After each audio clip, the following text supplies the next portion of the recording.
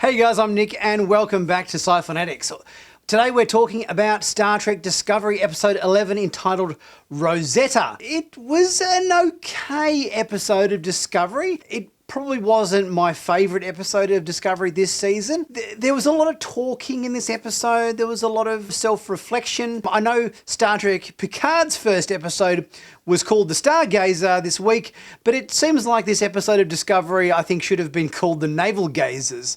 There was a lot of characters looking inward at themselves and talking about, how their emotions are feeling and what they're going through and how they're having problems with this and that and how it relates to this and that. And everybody was sort of talking about themselves and how their emotions are, and it didn't have a huge amount of action. There was no big set piece action sequence, which is fine. Not all Star Trek episodes have to have big action sequences. It was a little bit of a talking heads episode, sort of disguised as something which was kind of meant to be perhaps an exciting away mission episode, but I just don't think this episode necessarily was all that captivating. Don't get me wrong, I always enjoy Discovery.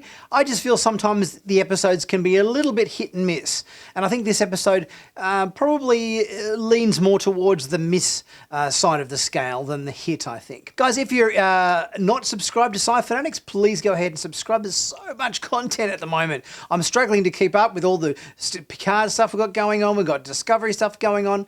We've got trailers coming out. We've got sneak peeks coming out. We've got Strange New Worlds coming up soon.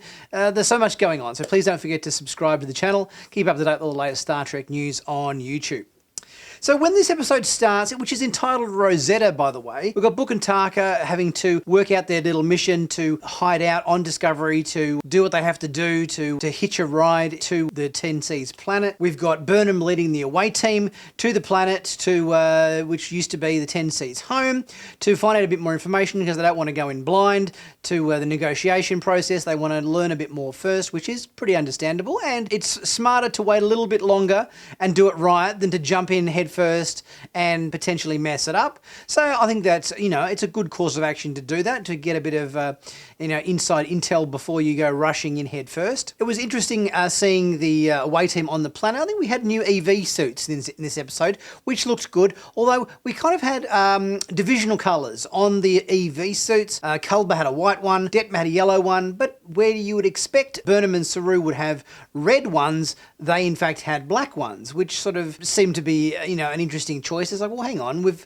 got Culber's got his divisional colour one, and Detmer's got her divisional colour EV suit. Was somebody colourblind there who made these? Because they seemed like they should have had a red stripe on them, not a black one. There was sort of a lot of sneaking around in this episode. We had the away team kind of sneaking around on the planet, uncovering the hydrocarbons in the dust that had them feeling all sorts of different emotions, from fear to comfort and joy and everything. And we had Book and Taka kind of sneaking around on the Discovery, trying to do what they were trying to do with their mission. Sort of a lot of sneaking and a lot of, inward reflecting in this episode, I kind of found. We had Rillick talking to Dr. Harai to sort of get him to inwardly reflect about the way he speaks to people, being a little bit too, pushy or bossy, or, needing a little bit more of a fine-tuning in the bedside manner department. We had Tarina and Nadoye kind of, arguing about how they were kind of approaching things and not necessarily being on the same page. Book and Taka having similar conversations. Reno and Adira talking about Klingon coffee and how Adira wants to connect with Detmer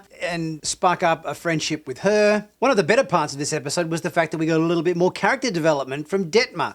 I think the fact that we had OO having a prime place a couple of episodes ago where they went to that kind of gambling establishment, and then this episode Detmer gets a little bit more to do with the away team. I think that's great. It's, I think that even though this was a very reflective sort of episode with characters kind of, talking about their emotions and all that sort of stuff, at least that was good in the context of Detmer, because we don't tend to get a lot of character details about our other bridge crew. So this was the one character I was actually welcoming hearing about what they had going on and how she had maybe a difficult past, and her father was, a difficult father with her upbringing and everything, and there were some issues there. So this was one episode where excessive amounts of emotional and inward reflection, in the case of Detmer, actually worked well because we don't know this character very well. So any kind of scene where we get to know our other bridge crew members is always a welcome one. So yay for Detmer getting a bit more screen time and a bit more character exposition. I enjoyed the scene between Linus and Reno. I think that was good. I want to see these two pair up together more. I think this scenario is absolutely rife for some absolute comedy gold. There were some huge laughs last season where they got their transporters and Linus is beaming into the wrong rooms and he's all awkward and everything in terms of getting to use his personal transporter. And Reno always has such a dry wit.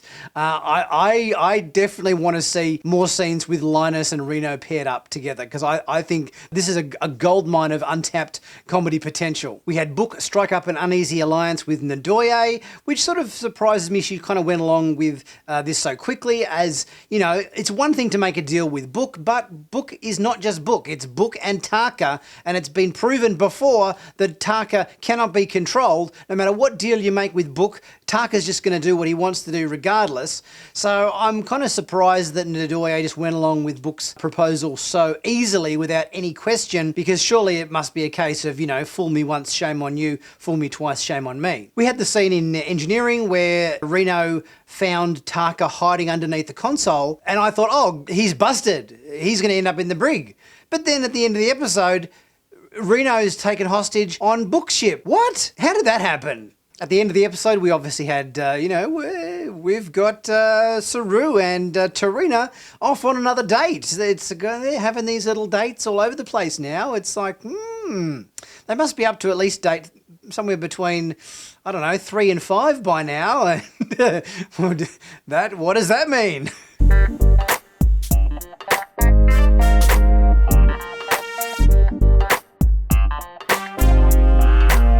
It's, do they have rules on Navarre or Kaminar in terms of what happens on what number date? I don't know. But, as I said before, it's always a slow burn with these guys. They're always moving forward. But, who knows where it's going to end up with these two. I'm not even sure what a love scene between a Kelpie and a Vulcan would play out like. It would be a first for Star Trek. The little chat at the end between Adira and Detmer in the Discovery bar I thought was cute. We obviously got the Maw and the Lurian there, always in the background. Oh, you got to tick that box. We've got to always have a Lurian at a bar, always. So good to see they kept up that. And again, we had the scene with Culber talking to Burnham at the end there about his feelings and how he's not okay and he's been struggling. And yeah, I think everybody was struggling and had feelings they wanted to talk about in this episode on multiple occasions. It was an okay episode. It wasn't a bad episode. It just wasn't a brilliant episode. I think it's one of those episodes that we're sort of slowly approaching the season finale. Whether we're padding out the time it takes us to get to that big climax finale, and we're sort of, taking a little bit of maybe a misstep along the way. I think also maybe because the first episode of season 2 of Picard was just so bloody amazing. So many people were just so impressed and very, very happy with the direction that Picard's going in. I got to say that probably also shines a little bit of a spotlight on Discovery to say, hey, come on, you guys need to do a bit better. Come on, you've had 4 seasons now, pick it up a little bit. Shape it up. There's a big sale. 15% off in the merch store. Go to the merch store, 15% off all my merch for the next few days from March 4th to March 9th. You can get 15% off everything in the merch store, so be sure to take advantage of that sale while it lasts. So guys, let me know what you thought about this episode 11 of Star Trek Discovery Season 4, Rosetta. Leave your comments in the comment section. Leave a super thanks if you're able to. Really helps the channel out, much appreciated. Like and comment, and subscribe if you haven't already done so. I'll see you guys for my next video really soon. I'll catch you then.